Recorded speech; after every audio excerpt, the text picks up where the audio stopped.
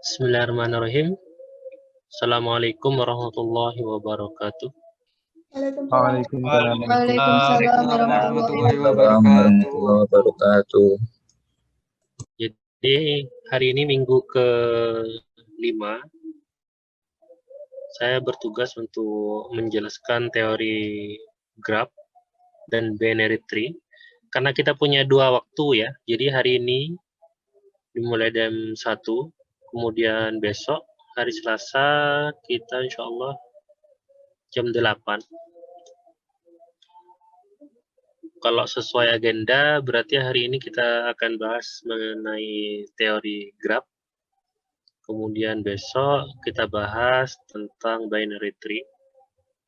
Atau jika memungkinkan, hari ini kita bahas 2 materi ini.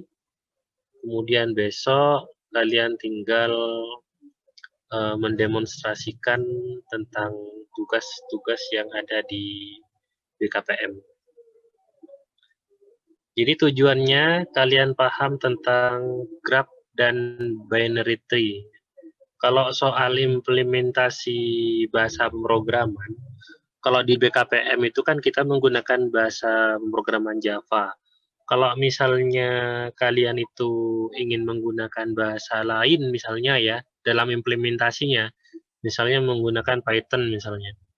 Saya tidak keberatan, boleh saja selama rule yang sudah ditetapkan itu sesuai.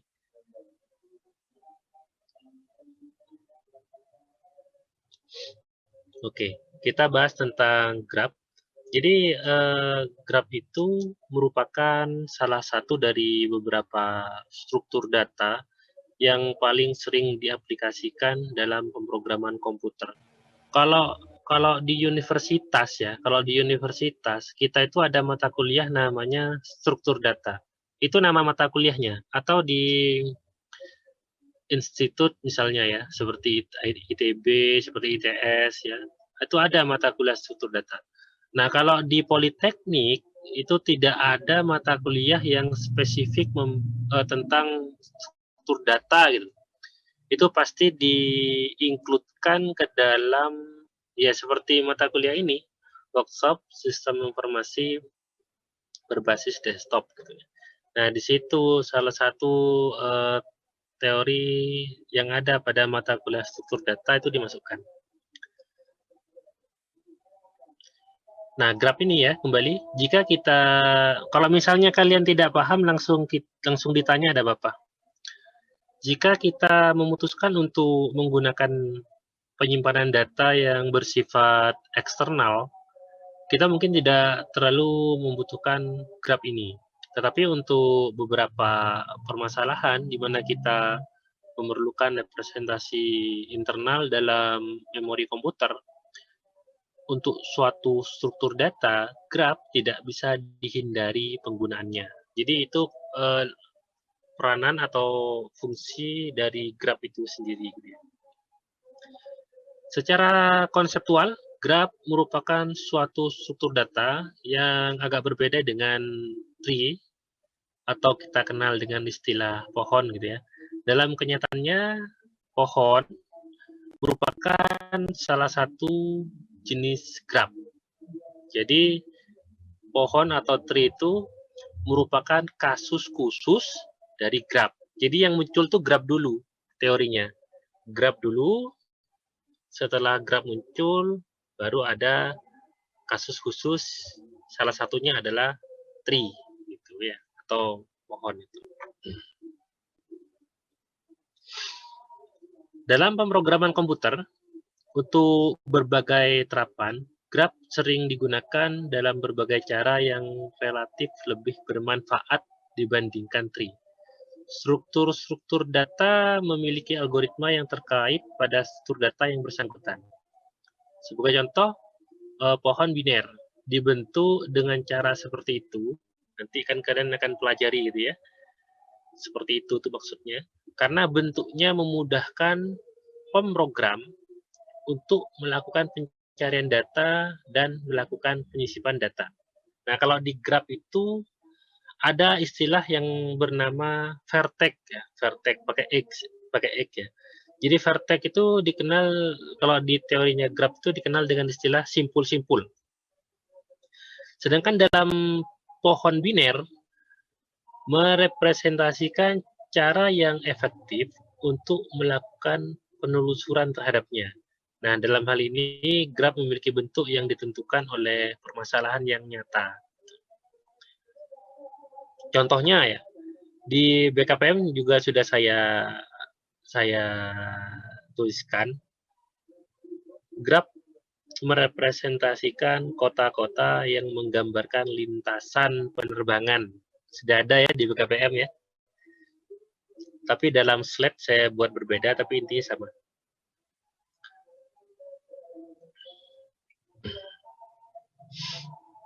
Penerbangan antar kota atau antar negara. Atau dalam kasus lain, jalur-jalur elektronika pada sebuah IC misalnya. Ini contoh penerapannya. Ya. Kemudian contoh lain, perancangan proyek menggunakan metode program evaluation review teknik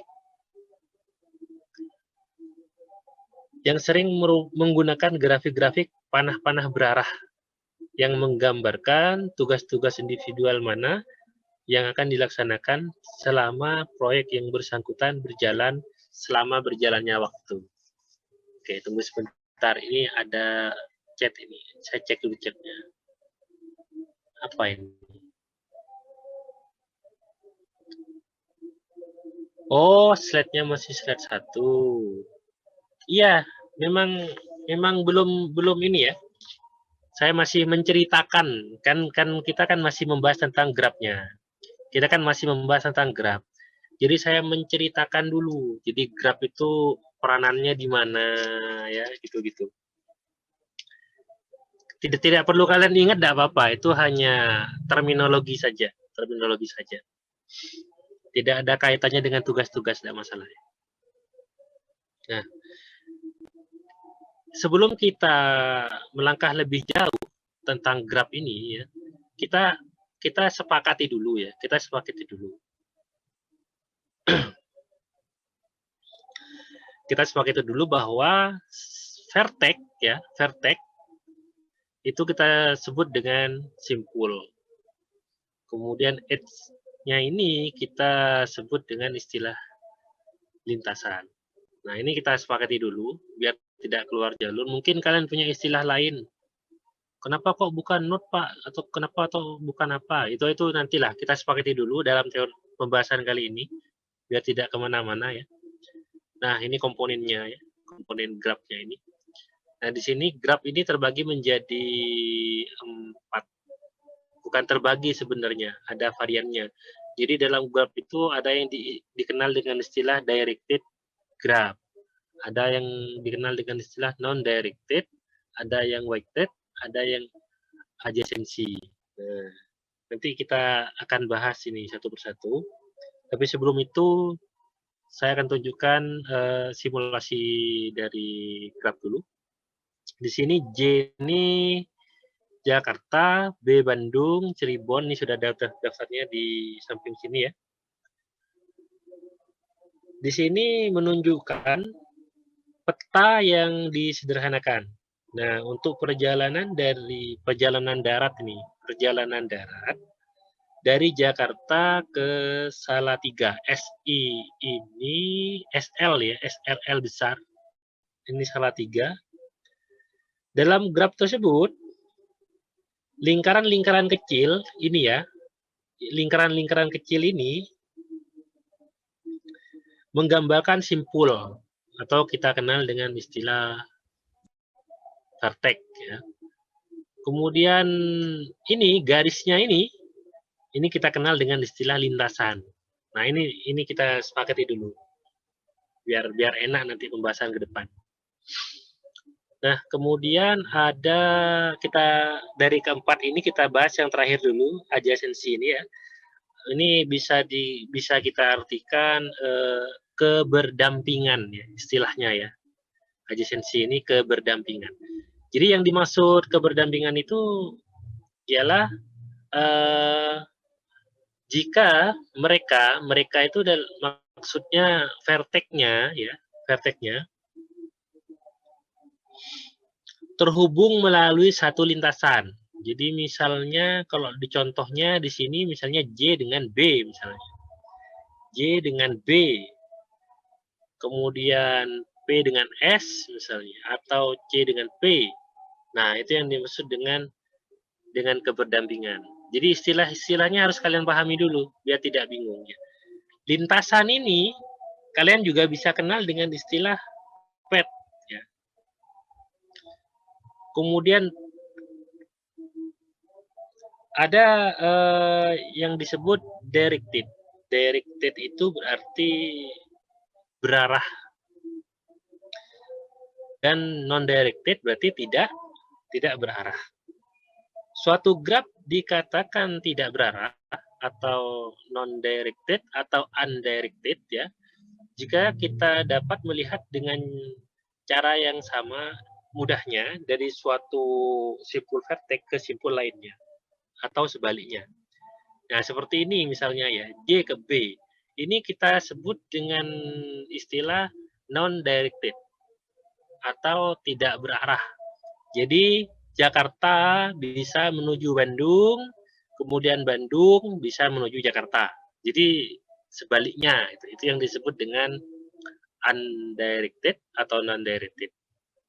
Nah, sedangkan directed ini lintasannya ini berganti menjadi panah. Jadi nanti ini diberi panah gini ya. Jadi diberi panah gini nanti. Nah, kalau ini ada panahnya begini, berarti ini disebut directed. Tidak bisa kebalikannya kalau directed. Jadi kalau Jakarta ke Bandung, ya sudah Jakarta ke Bandung. Tidak bisa dari Bandung ke Jakarta. Nah, itu harus saya jelaskan. Karena kalau kalian sudah sempat baca BKPM, kalau tidak salah, bunyi tugasnya seperti itu ya. Kalian tuh hanya menyalin kode program untuk yang graph itu, kemudian kalian tentukan itu directed apa undirected, kan begitu kan? Nah, makanya saya jelaskan di sini. Kalau graph tugas-tugasnya tidak terlalu banyak ya. Yang agak banyak saya justru arahkan ke binary tree, tapi itu di BKPM ya. Tapi kalau di sini nanti tugasnya yang graph saya tambahkan nanti. Oke. Dari sini ada pertanyaan dulu kira-kira? Kita bahas satu-satu ya, karena ini sebenarnya materi besar ini. Kalau kalian saya jelaskan terburu-buru, nanti tidak paham juga.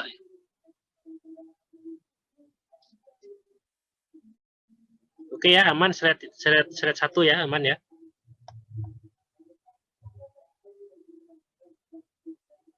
Halo, mana suaranya? Aman, Pak. Lanjut, Oke. Pak. Aman, Pak. Aman, Pak. Nah, kita coba bahas yang directed graph, yang berarah. Nah, ini contohnya ya. Sudah saya beri panah tuh. A ke B, B ke C, B ke D, D ke C. Nah, itu ya. Ini tidak bisa sebaliknya. Di sini ada A, B, C, D. Ini vertex-nya. Kemudian di sini maksudnya A menuju B. Itu maksudnya ya. Oke. Ya, begitu. Kemudian B menuju A. Nah, itu tidak. Seperti yang saya jelaskan di awal. Saya sudah buatkan simulasinya begini. Kemudian yang non-directed, A menuju B, oke ya. Kemudian B menuju A, oke. Nah, biar kalian lebih paham lagi, saya buatkan simulasi begitu. Ini ekuivalen dengan ini, maksudnya sama ya. Jadi ini yang tanpa panah, itu sama dengan kayak gini. Jadi A bisa ke B, B bisa ke A, D bisa ke D, D bisa ke B, begitu. B ke C, C ke B. Gitu. Saya hanya memperjelas saja. Nah, kemudian ini ada yang weighted. Ini berbobot.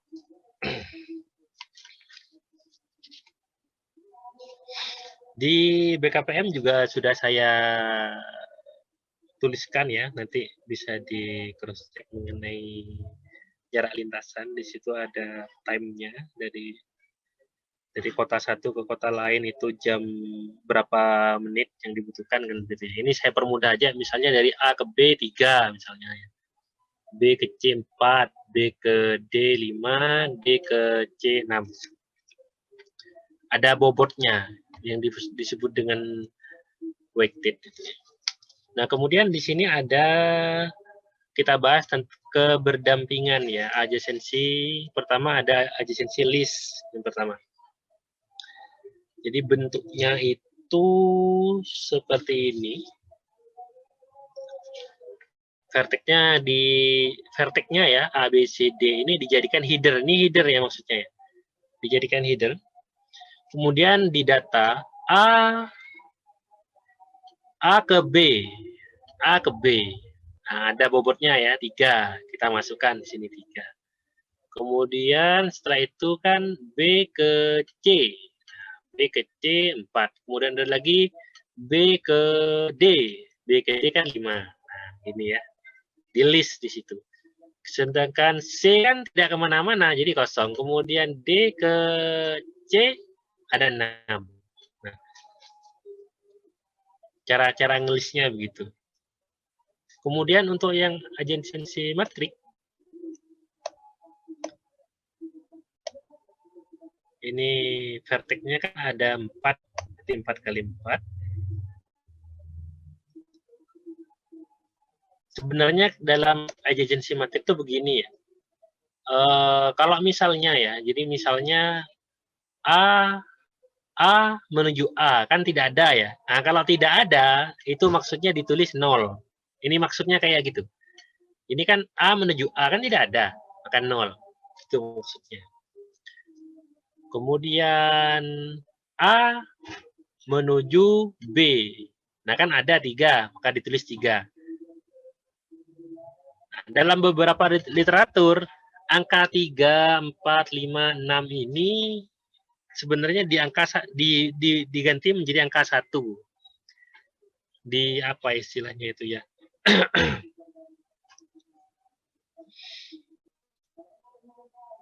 Tipenya itu diganti jadi 0 dan 1. Tapi dalam slide ini saya tidak ganti, saya sesuaikan dengan bobotnya. Kemudian A ke C tidak ada 0, kemudian A ke D tidak ada 0. Kemudian B ke A 0, B ke B juga 0, kemudian B ke C kan 4 ya seharusnya, 4. Kemudian B ke D 5. Oke, dimasukkan. Kemudian C ini tidak ada, tidak kemana-mana dia. Kemudian D ke A 0, D ke B 0, karena ini yang directed ya, tidak dua arah, jadi 0. Kemudian D ke C 6, kemudian D ke D tidak ada. Oke, begitu cara yang tentang adjacency matrix. Teorinya ya, teorinya. Teori itu penting ya, itu dipahami dulu. Nah, ini poinnya ya. Ini poinnya. Di BKPM kalau tidak salah, yang BFS yang saya masukkan dalam BKPM. Di BKPM itu juga sudah ada kode program Java-nya gitu ya. Baik yang sebelum menggunakan BFS, baik yang sudah menggunakan BFS, kan begitu. Nah, itu nanti mungkin sudah ada yang mencoba program itu program bisa kalian sesuaikan, kayak kalian perbaiki. Intinya, dalam pertemuan kita hari ini, saya akan menjelaskan apa bedanya BFS dan DFS. Nah, itu tolong diperhatikan. Karena ketika kita membuat sebuah program, kan kita pasti menggunakan algoritma. Nah, algoritma apa yang akan kita gunakan itu tergantung pemahaman kita. Jadi kalau kita menggunakan DFS, Berarti kita harus tahu DFS itu seperti apa pergerakannya kan. Nah, selanjutnya baru kita membuat programnya.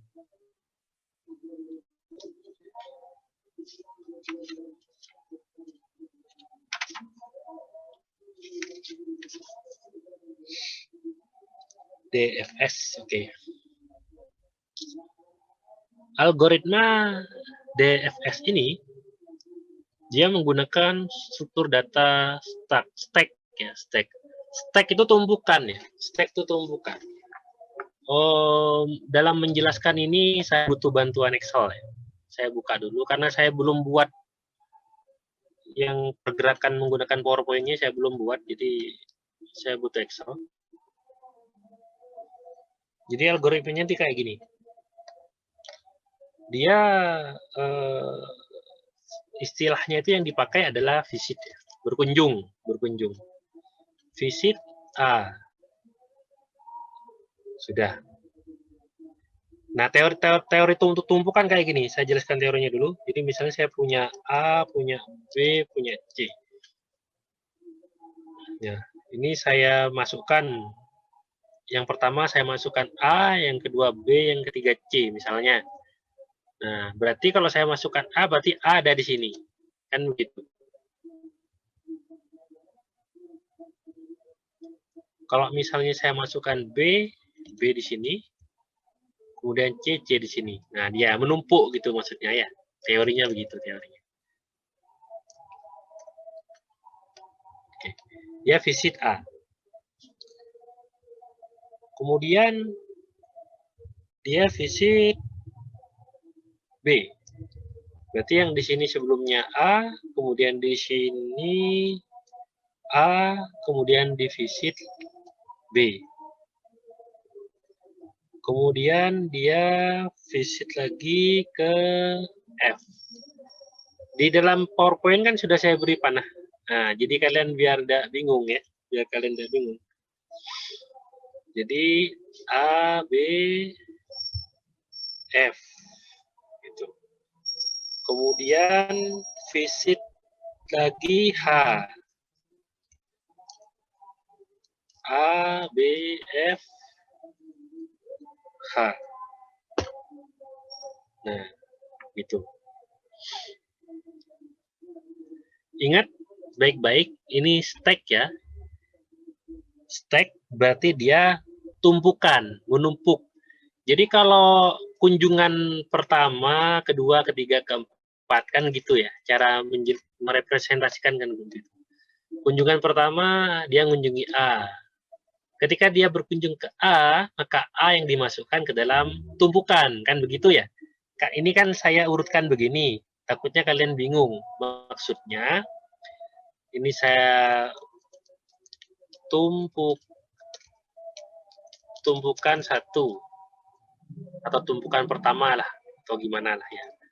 Nah, tumpukan kedua, ketiga, keempat. Nah, dua, ketiga, keempat. A, dia berada di sini. Jangan begitu. Maksudnya ada di paling bawah. Paling bawah sendiri. Kemudian B di atasnya, ada F di atasnya, ada H di atasnya. Nah, kan begitu. Kemudian, setelah dia berkunjung ke H, kemudian H sudah tidak ada keterhubungan lagi, sebelum kita berkunjung ke C, maka yang H ini kita hapus dulu. Kalau hapus ini, kalau di istilahnya kita bisa menggunakan pop ya. Kita ambil H gitu maksudnya ya. Berarti di sini yang tersisa A, B, F. Gitu. Jadi dalam tumpukan ini kosong sudah. Itu maksudnya ya. Kemudian pop lagi F. Pop lagi B. Nah, kemudian selanjutnya kita visit ke C lagi. Di sini tinggal A dan B. Hilang lagi. Di sini tinggal A. Hilang. Nah, baru kemudian kita masuk ke C. Alurnya begitu. Visit C, berarti di sini tinggal A dan C. AC. Tambah di sini E. Nah, begitu ya, dan seterusnya. Tidak perlu saya teruskan ya, kan sudah ada alur panahnya. Itu algoritma DFS. Oke. Sedangkan, kalau kita menggunakan algoritma BFS, yang sudah ada di BKPM itu, nah dia menggunakan antrian. Dia menggunakan antrian, tidak menggunakan tumpukan maksud saya. Dia menggunakan antrian. Nah, ini beda lagi nih. Ini coba saya copy. Oke ya.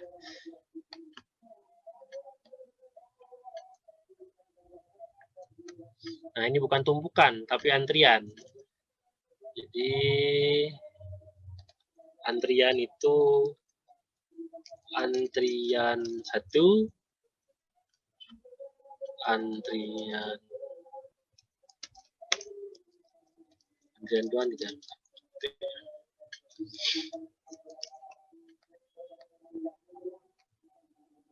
Oke. Ini gambarnya ya. Berkunjung ke A. Kalau di sini tidak kita tuliskan. Kalau di BFS ini, kemudian di mana di BKPM kan sudah ada aturannya tuh di nomor 1. Kunjungi simpul vertex berikutnya. Akan ada istilah begitu. Jadi A tidak kita kunjungi, otomatis sudah itu dari A baru kita berkunjung ke vertex berikutnya. Mana vertex berikutnya? Vertex berikutnya adalah B, kan gitu. B. Otomatis di sini ada B. Kemudian berkunjung lagi ke C. Di sini B, berarti di sini B, kemudian C. Kemudian berkunjung habis A ke B, habis B ke C, habis C ke D, oke ya, ini D. Kemudian habis ke D ke E. Nah, berarti di sini B, C, D, antriannya B, C, D, E. Jadi di sini antriannya ada B, kemudian antrian yang kedua itu ada C, antrian ketiga itu ada D, dan keempat itu ada E.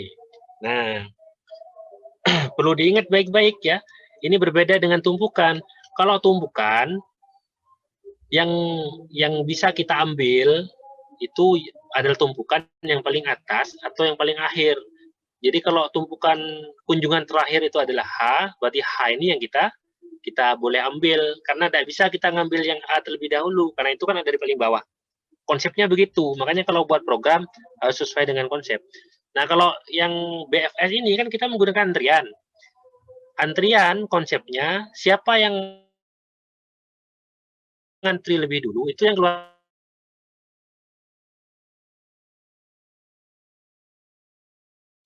Ini ya, ke atas ke bawah, B, C, D, E, selesai. Agar kita bisa berkunjung ke F, maka kita harus hapus dulu yang antri lebih dulu. Mana yang antri lebih dulu? B. Berarti di sini kita menggunakan istilah remove B. Nah, sehingga di sini yang tersisa adalah C, D, E. Nah, berarti di sini B-nya hilang. Maksudnya hilang itu karena dia datang dulu, berarti selesai dulu, itu maksudnya. Dan itu terus itu. Tapi sebelum itu, setelah kita menghapus B, B sudah selesai, baru kita berkunjung ke F. Dia visit lagi. Nah, visit F. Baru di sini ada C, D, E, F. Tuh. Otomatis ini bergeser ya. Ini kan sudah antriannya kan kosong depan. Berarti ini bergeser nih. Saya majukan. Nah, berarti yang F ada di sini. Berarti ini yang di depan sekarang.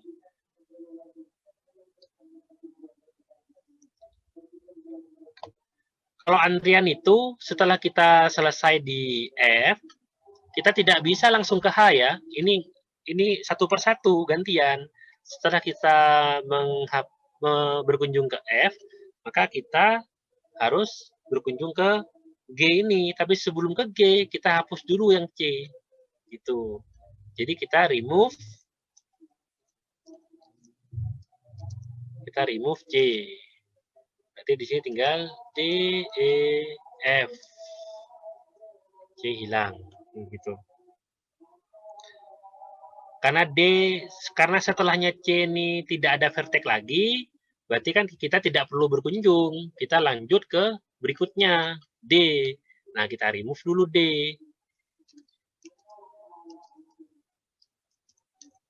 Berarti tinggal E dan F. Berarti D hilang. Gitu ya. Ini kita majukan, antrian kosong. Di depan sudah kosong. Nah, setelah kita remove D, baru kita bisa berkunjung ke G. Cara kerjanya itu begitu ya. Ini sayangnya saya belum sempat membuat yang animasi bergerak di PowerPoint-nya, sehingga saya tulis di Excel begini. Nah, selanjutnya baru kita berkunjung ke G. Ini kan tinggal E, F, G. Otomatis di sini antrian ketiga diisi oleh G. Nah, ini kan ada E, kita remove to E itu. Kita remove E, tinggal F, G. Bergerak lagi nih antriannya ya, jalan terus. Nah, gitu. Gitu ya, tidak perlu saya teruskan ya. Intinya konsepnya begitu. Oke. Sampai di sini apakah ada pertanyaan dulu? Silakan.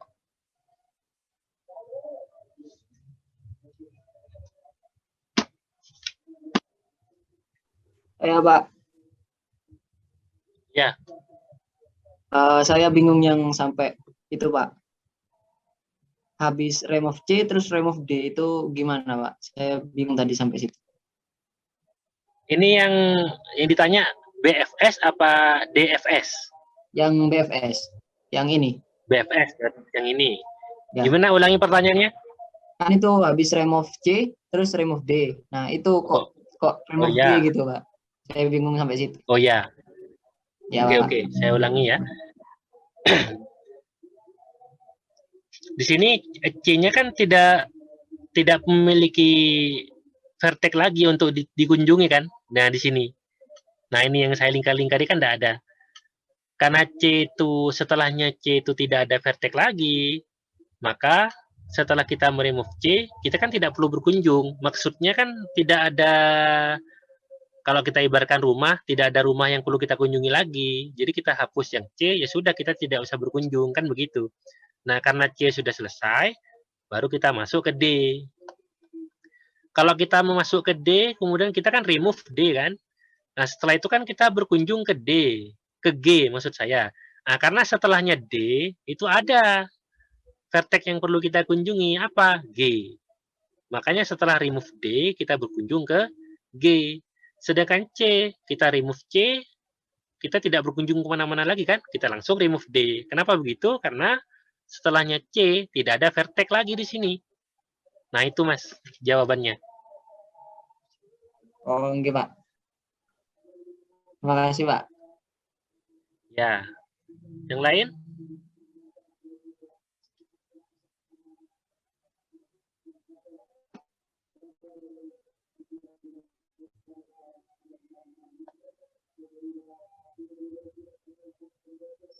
Konsep ya yang penting ya. Konsepnya paham dulu.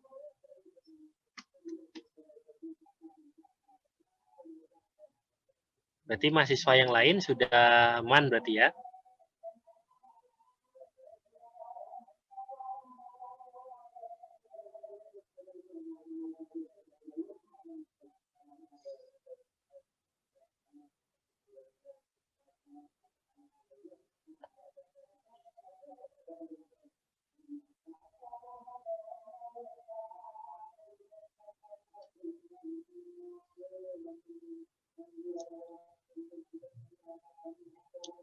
Kalau sudah tidak ada pertanyaan tentang graph, apakah kita lanjut teorinya tentang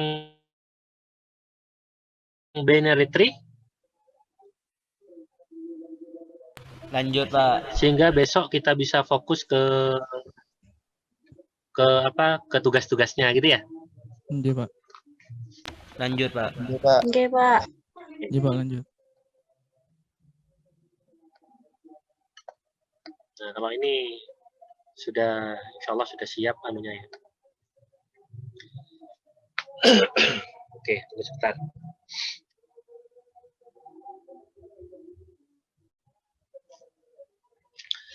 Binary tree. Jadi binary tree itu setiap node.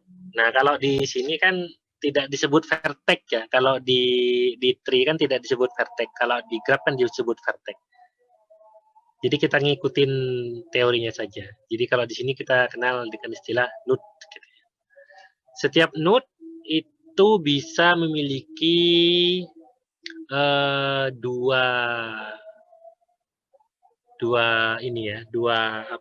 anak. Nah, dua anak. Maksimalnya 2 anak. Ini contohnya ya. A dia memiliki 2 anak, yaitu B dan C. Kemudian B itu memiliki anak di sebelah kiri, yaitu disebut dengan D. Nah, ini contohnya. Sedangkan full binary tree, yang disebut dengan leaf ini ya, leaf ini maksudnya node terakhir. Jadi kalau di sini leaf-nya mana? Berarti D berarti. Leaf itu maksudnya yang tidak memiliki anak lagi. Kayak gitu. Selain ini maksudnya, selain yang leaf ini, selain yang paling terakhir ini, itu bisa memiliki 2 anak masing-masing. Itu yang disebut dengan full binary tree. Nah, kalau di sini kan yang node yang B kan dia hanya memiliki 1 kan? Nah, itu tidak disebut full binary tree. Tapi bisa kita sebut full binary tree. Paling banyaknya 2 tapi ya. A kan punya 2, B, C paling banyak. Most 2 children. Oke. Tapi bisa juga punya 1. Tapi ketika kita bahas full binary tree, maka kecuali yang ini semuanya memiliki 2 anak. Istilahnya begitu. Nah, contohnya kayak gini ya. Mana yang leaf-nya? Kalau yang di sini F, G, E, C. Ini leaf-nya ini. Tidak punya anak itu ya. Nah, kemudian ada balance binary tree. Nah, sibling itu istilah gampangnya itu kalau misalnya kita bahas yang ini A gitu ya. Mana yang sibling? Sibling itu adalah B dan C. Ya, kalau kita cari di kamus, sibling ini bisa saudara kandung atau bisa sebanyak lah artinya ya. Tapi yang maksudnya itu adalah B dan C ini maksudnya. Sibling itu. Di sini dikatakan balance atau seimbang ya apabila weight-nya tidak selisih lebih dari 1, more than 1. Perbedaannya itu tidak lebih dari 1, maksudnya kayak gitu. Jadi contohnya kayak gini. Kalau yang leaf itu kan sudah pasti 0 kan, karena dia tidak memiliki anak. Kemudian yang B itu dia yang dihitung yang anak yang sebelah kiri ya, bukan sebelah kanan. Kalau yang B itu dia memiliki 1. Mana? D, kan gitu. Sementara A dia memiliki 2. Mana? Yaitu B dan D.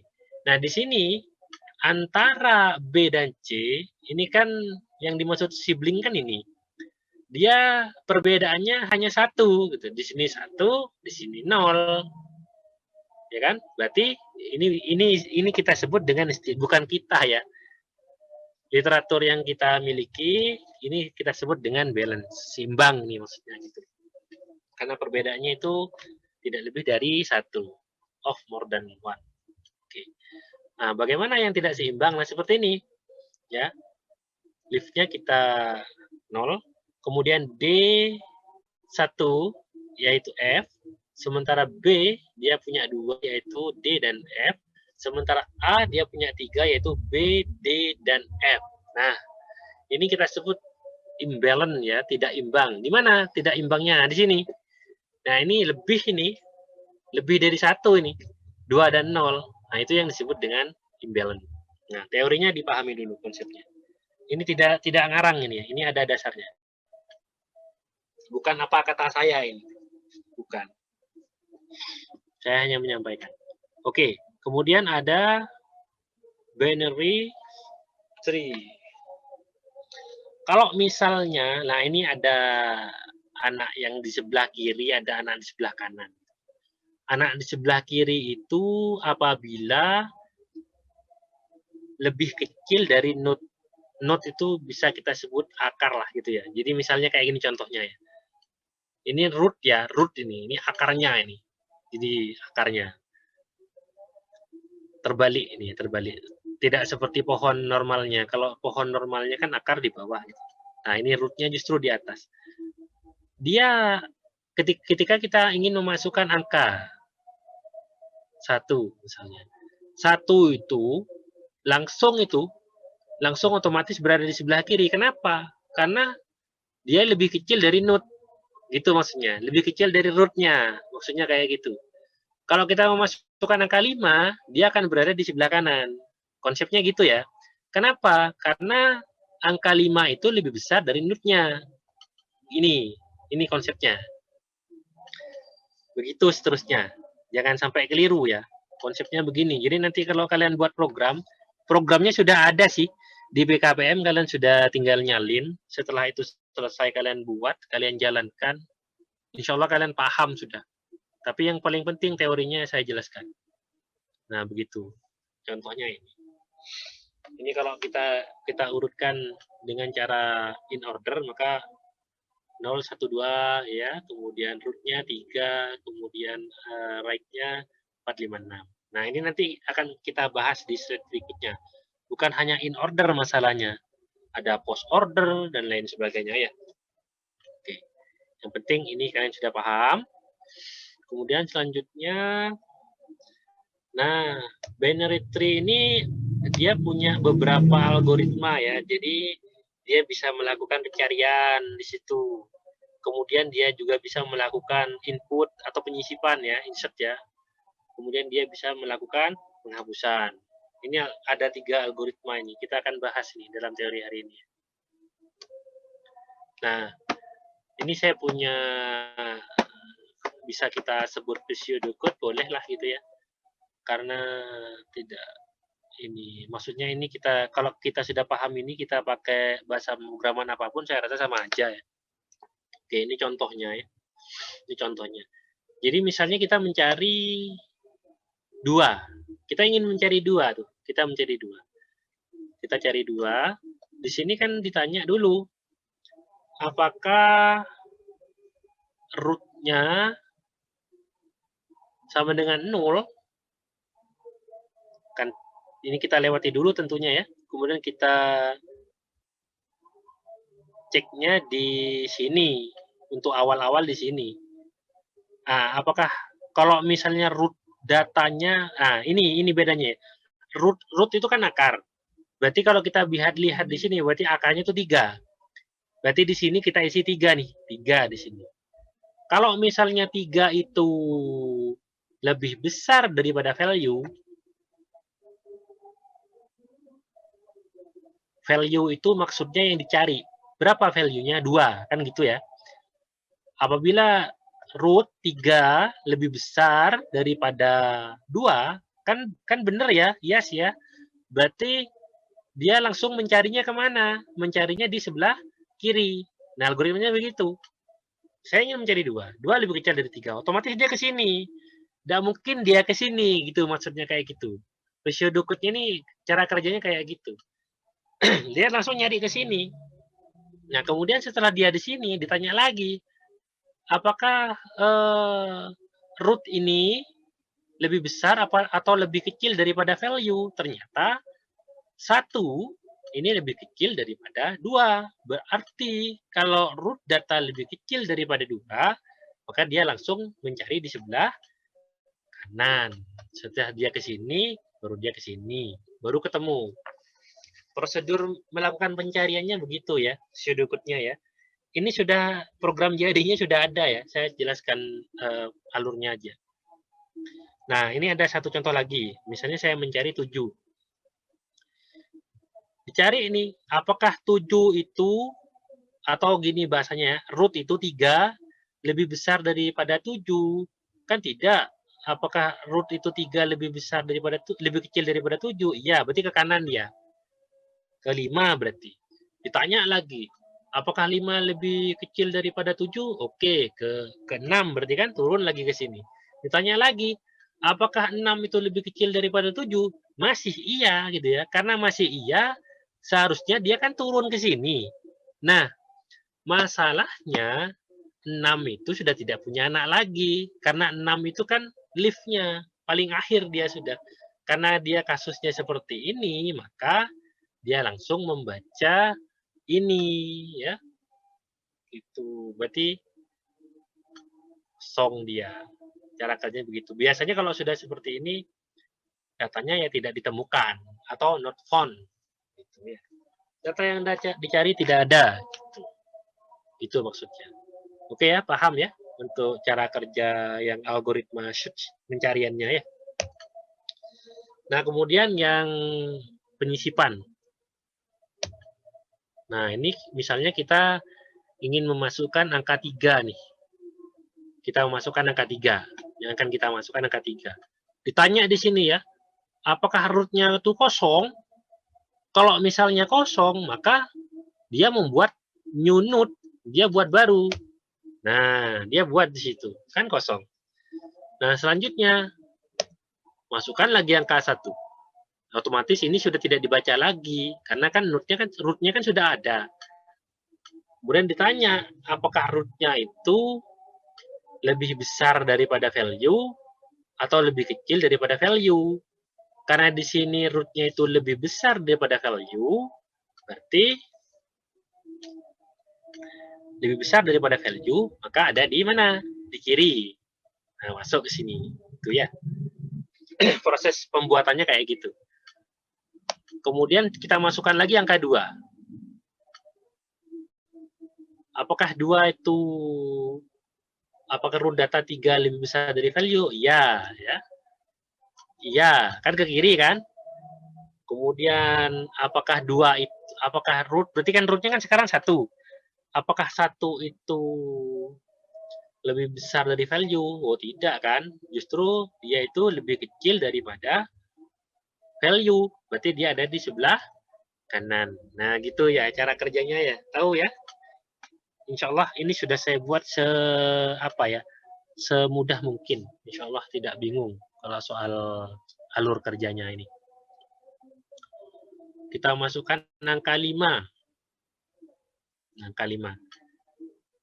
Tentunya root ini lebih kecil dari value kan. Dari sini kan sudah lebih kecil dari value. Otomatis langsung ke kanan ya.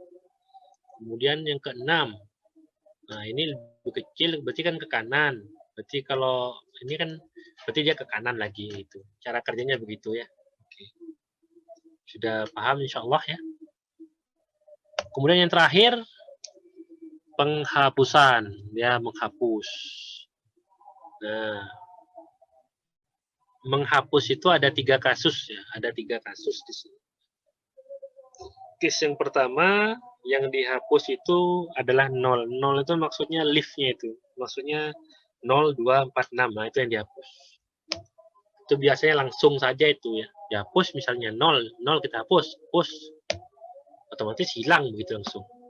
Itu kasus yang pertama. Kemudian kasus yang kedua, ketika kita menghapus angka 1, di mana 1 itu memiliki 1 anak.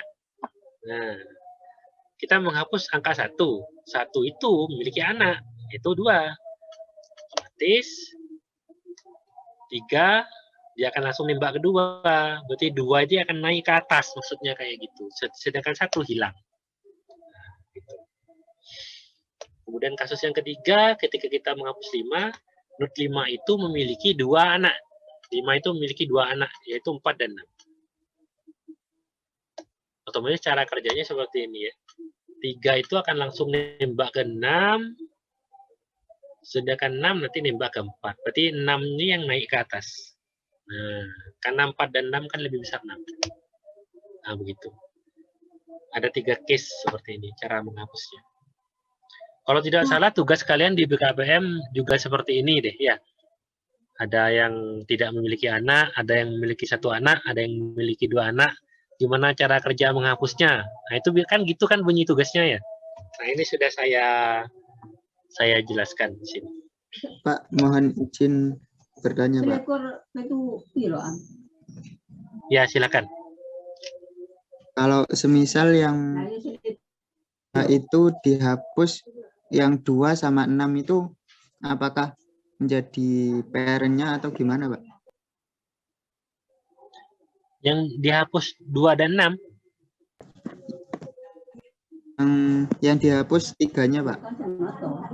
Dari 3. case yang ketiga. Maksudnya root. Maksudnya yang root-nya yang kamu hapus. Oke. Kalau 3 yang dihapus, berarti kan ini hilang. Kemudian 2 sama 5 kan lebih besar 5. Berarti 5 naik nih. 5 naik ke sini. Terus 6 naik ke sini. Ya gitu dah pokoknya, Mas. Gitu. Kalau masalah teknis itu nanti kalian coba di programnya nanti tahu. Apa perlu saya demonstrasikan programnya? Atau kalian sudah buat? Didemonstrasikan Kan aja, ada. Pak, programnya. Oh ya. Ini tidak perlu diselesaikan dulu. Program dulu nih. Iya, Pak, program dulu aja biar lebih paham. Tapi kalian sudah buat itu programnya?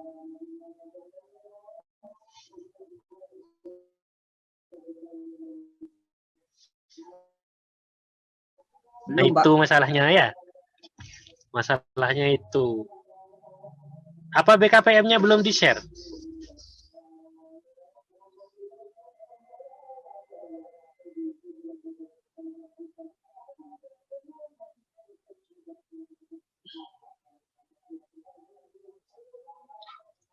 Sambil menunggu ya, kita selesaikan aja. Ini tinggal 1 slide ya. Tinggal 1 slide. Kita selesaikan aja.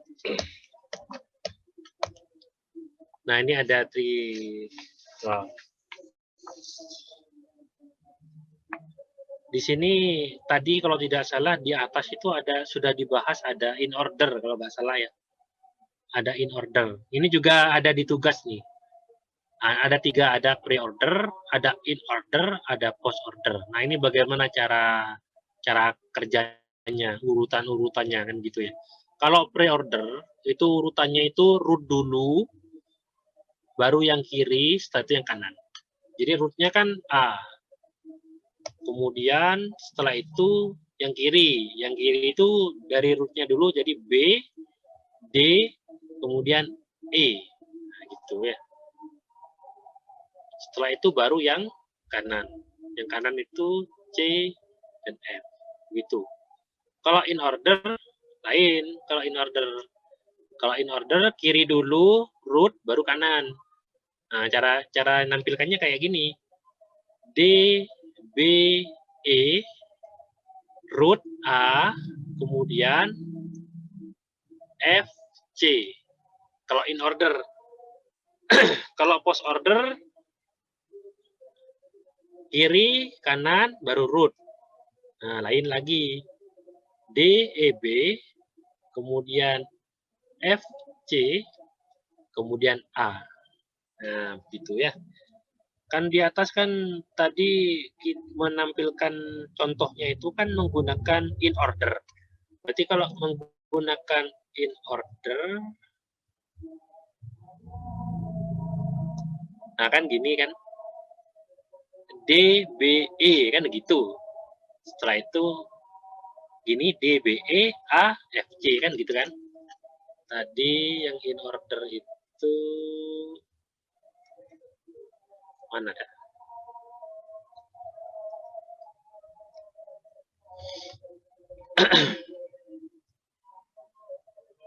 Nah, ini.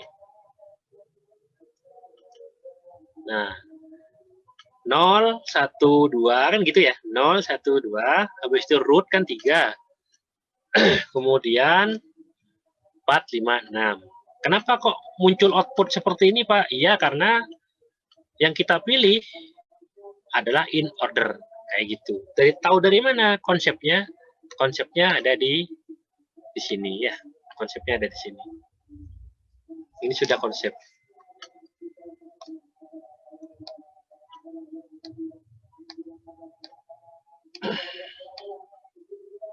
Binary tree.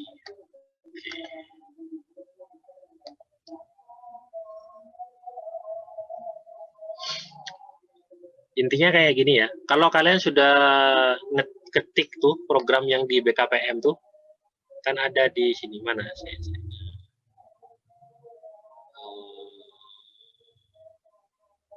Ini kelas geraknya. Ini BMS.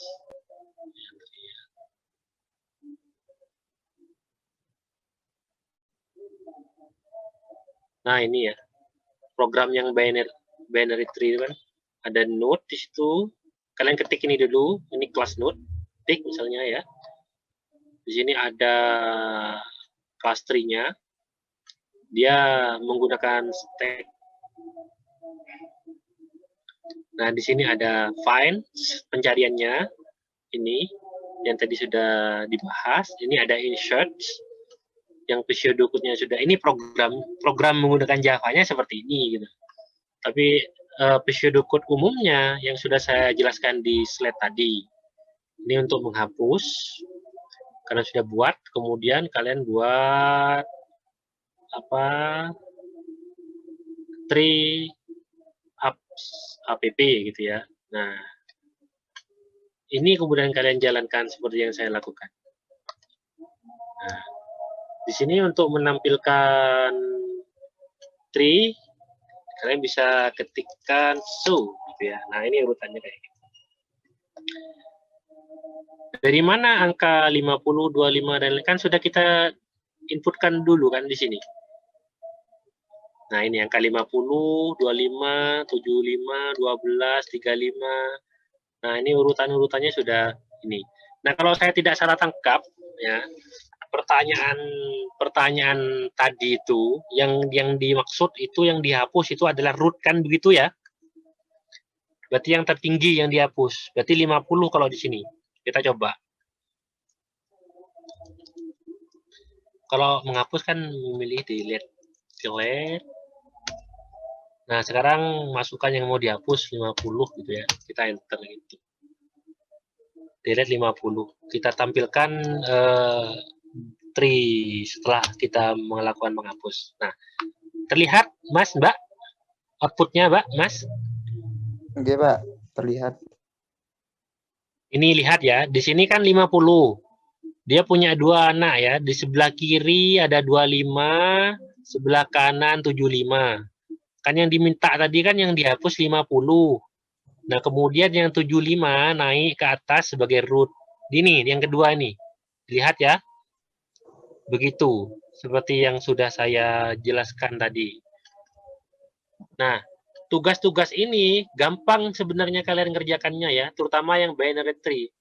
Pertama ya, ini saya bantulah biar gak bingung kalian. Tuliskan output program pada listing nomor 3 dalam bentuk tree ketika memilih menu show. Kan kita sudah lakukan ini kan. Nah, outputnya bagaimana outputnya? Ini outputnya. Bisa kalian langsung print screen misalnya. Kan hanya tuliskan output kan. Tidak yang aneh-aneh kan. Cuma tuliskan output gitu ya. Udah kalian print screen ya kan. Kalian perbesar biar tampil gitu.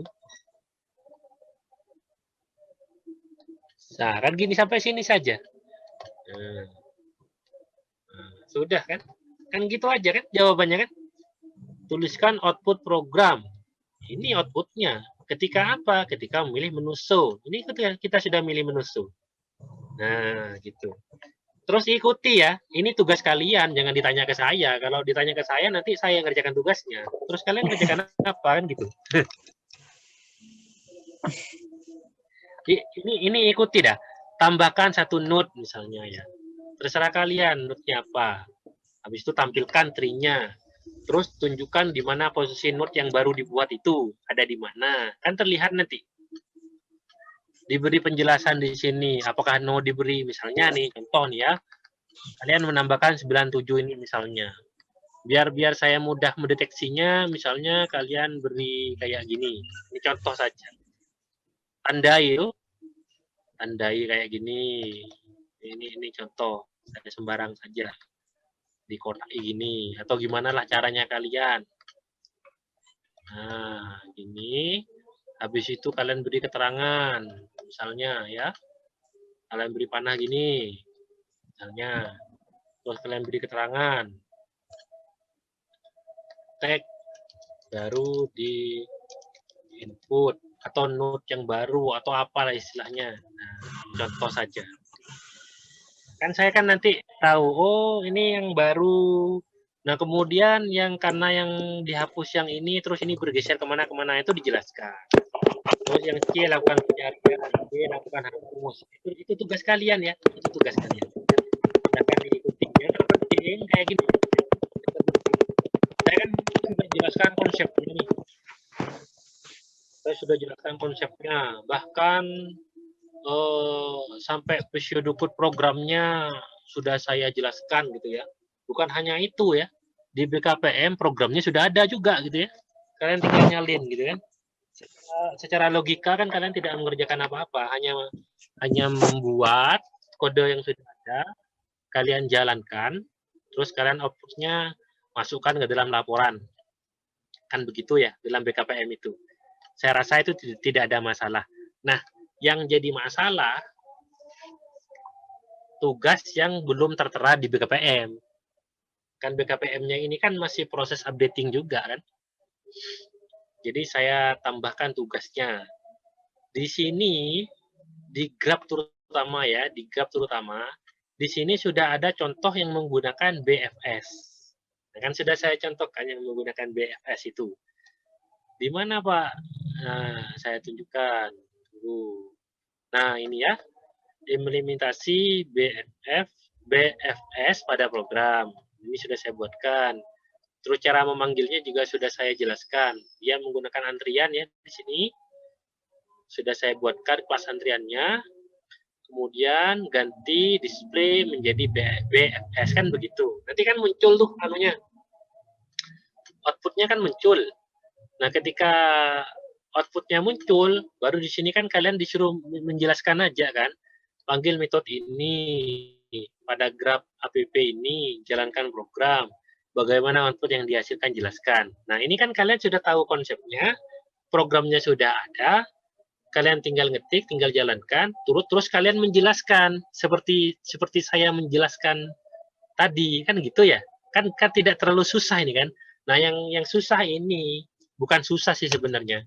Ya kalian membutuhkan waktu yang ekstra lah. Nah, di sini kalian harus menerapkan yang DFS. Nah, DFS ini saya sudah jelaskan konsepnya, tapi saya belum membuatkan programnya. Nah, coba kalian membuat program sendiri DFS ini seperti konsepnya yang sudah saya jelaskan.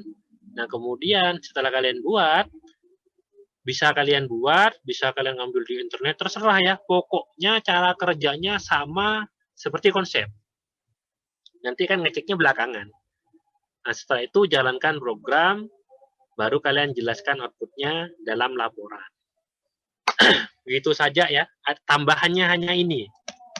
Hanya DFS saja tambahannya. Kalau yang binary tree ini kalian tinggal ikutin aja. Tidak ada masalah ini. Ini programnya tidak perlu kalian apa-apain lagi. Ini sudah lengkap ini. Ada pre-order, in-order, post-order. Ini sudah lengkap ini. Kalian bisa pilih menu. Di sini sudah ada nih. Terus nih. Tinggal pilih kamu ini.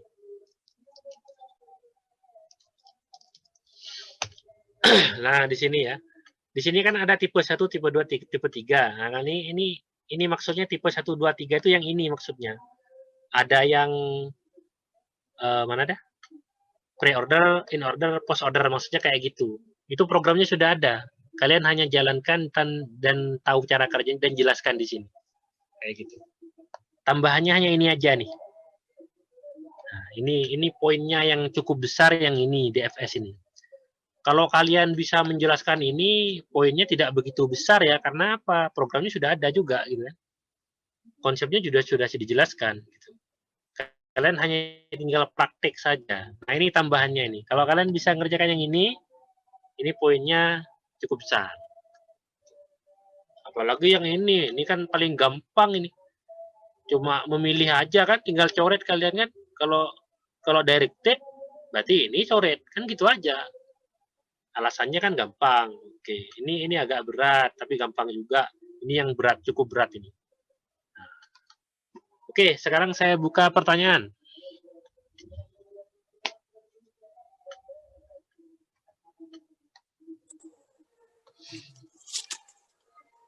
Permisi Pak, Ya, silakan. apa boleh minta PPT yang baru di-share Pak? Oh, iya bisa. Ya soalnya Ini di sebenarnya BKPM kan PDF. Iya, ini sebenarnya belum selesai, Mas. Belum selesai.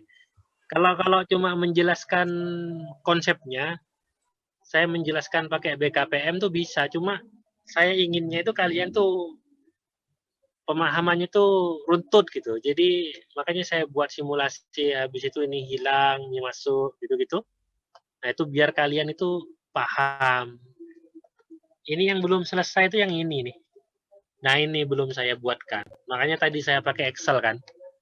Nah, ini. Tapi kalau memang ini kalian butuhkan, ya tidak apa-apa. Nanti saya share dulu, tidak apa-apa ya. Baik Pak, terima kasih.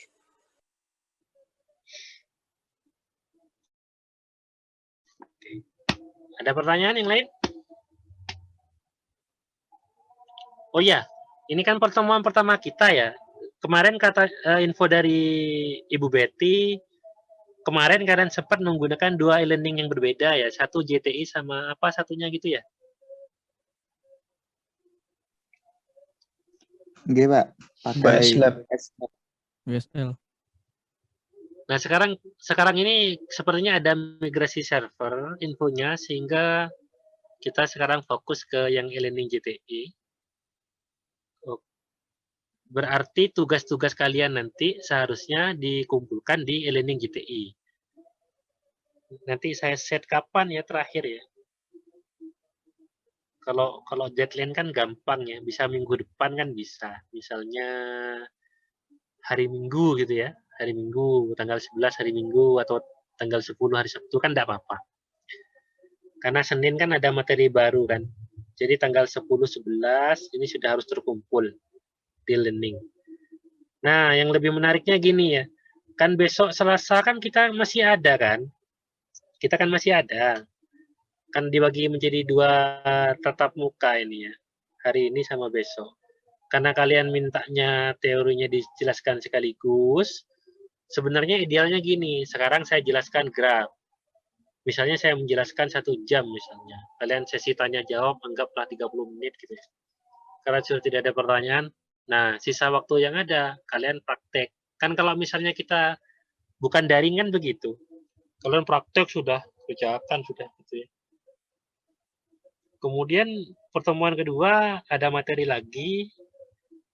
Saya jelaskan dulu 1 jam, cukup 1 jam itu ya. Tentang tree, kemudian tanya jawab 30 menit kurang lebih. Setelah itu praktek lagi. Nah, ini kan kayak kita menggunakan opsi yang kedua. Teorinya kalian minta dijelaskan sekaligus. Oke, sudah saya jelaskan semua. Kalian sudah paham. Udah tahu dari mana, Pak? Kita paham. Ya tahu, kan tidak ada pertanyaan. Berarti kan paham. Kalau nggak paham kan tanya, kan gitu. Logiknya kan gitu. Berarti kalau tidak ada pertanyaan, berarti sudah paham. Karena sudah paham, kalian mau dikerjakan sekarang tugasnya ya silahkan. Toh deadline-nya masih lama kan. Mau dikerjakan besok, tidak apa-apa, silahkan juga. Kalau dikerjakan 4 hari lagi, Pak, ya tidak apa-apa juga. Hanya saja besok itu kan ada waktu. Tugas kalian itu adalah mendemonstrasikan terutama yang binary tree itu. Setidaknya kalian sudah buat programnya, kalian sudah paham. Nanti saya tanya tuh besok, perwakilan sih, bukan semuanya. Karena ini kan sepertinya belum per kelompok ini masih individu. Kalau saya tanya semua, dia tidak cukup ya, 4 jam itu tidak cukup. Mungkin butuh waktu 1 minggu kalau saya tanya satu-satu. Jadi perwakilan lah per golongan itu ya maksimal 1 atau 2 mahasiswa lah perwakilan. Ya syukur-syukur sudah ada yang siap gitu ya, sehingga teman-teman yang lain kan aman. Yang jadi masalah tidak ada yang siap, ketika saya tanya tidak ada yang bersedia gitu ya. Siapa yang mau mendemonstrasikan, misalnya golongan A, tidak ada yang bersedia, otomatis itu saya tunjuk kan. Nah, ketika kalian saya tunjuk kemudian kalian belum siap, dengan alasan banyak hal lah gitu ya. Pak, belum sempat buat programnya, Pak, belum sempat ini, belum sempat itu. Nah, itu nanti jadi catatan di saya ya. Jadi catatan, mahasiswa ini begini begitu. Nah, itu biasanya berdampak ke dalam nilainya. Itu aja pesan saya ya. Itu aja pesan saya. Kalau sudah tidak ada pertanyaan, setelah slide ini saya share ke kalian, minggu depan siap-siap saya panggil untuk menjelaskan yang binary tree. Itu saja ya. Gimana? Ada pertanyaan atau sudah tidak ada? Pak, izin bertanya. Ya, Mbak Ayunda. Itu yang programnya ditaruh di GitHub juga. GitHub itu adalah media bagi kita, dosen ya, biar tahu perkembangan kalian. Jadi misalnya, sekarang kan minggu kelima, kemarin minggu keempat. Minggu keempat kan bukan saya kan yang ngajar ya. Bukan saya yang ngajar. Tapi karena kalian setiap kali ada tugas kalian masukkan ke GitHub, dan di mana saya itu bisa mengakses GitHub tersebut, berarti meskipun saya bukan saya yang mengajar, saya tahu, oh ternyata kalian di minggu keempat diberi materi ini, kan begitu. Terus tugasnya begini, dan ini hasil pekerjaan kalian. Itu fungsinya GitHub ya. Ya kalau berbicara pada fungsinya, ya seharusnya iya. Kalau kalian sudah menyelesaikan tugas dari saya di minggu kelima ini, apakah diletakkan di GitHub, Pak? Iya, masukkan aja ke GitHub. Tidak apa-apa.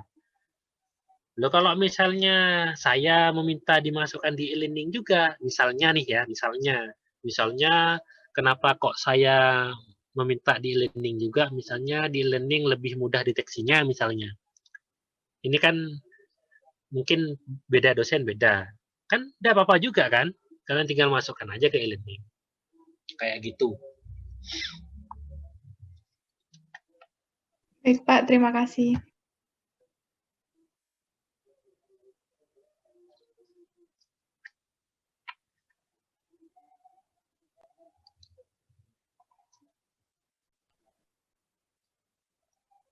Infonya dari Bu Betty bagaimana? Kalian itu topik besarnya kapan mau ditentukan?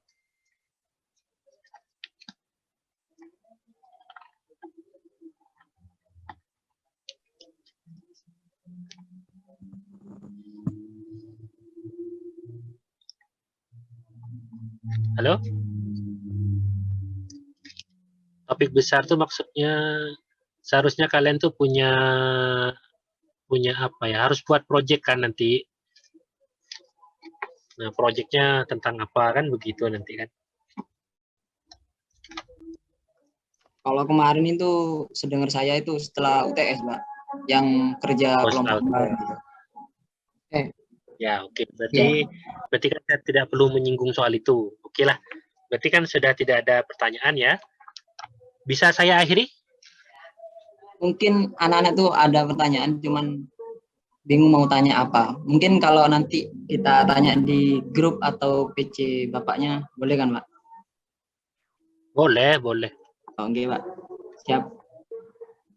Di grup saja, Mas ya. Oh, siap, Pak. Oke, kelas ini saya akhiri ya.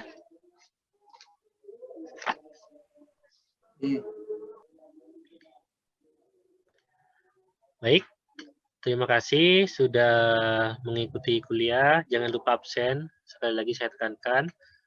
Sekian dari saya. Kita ketemu besok. Assalamualaikum warahmatullahi wabarakatuh.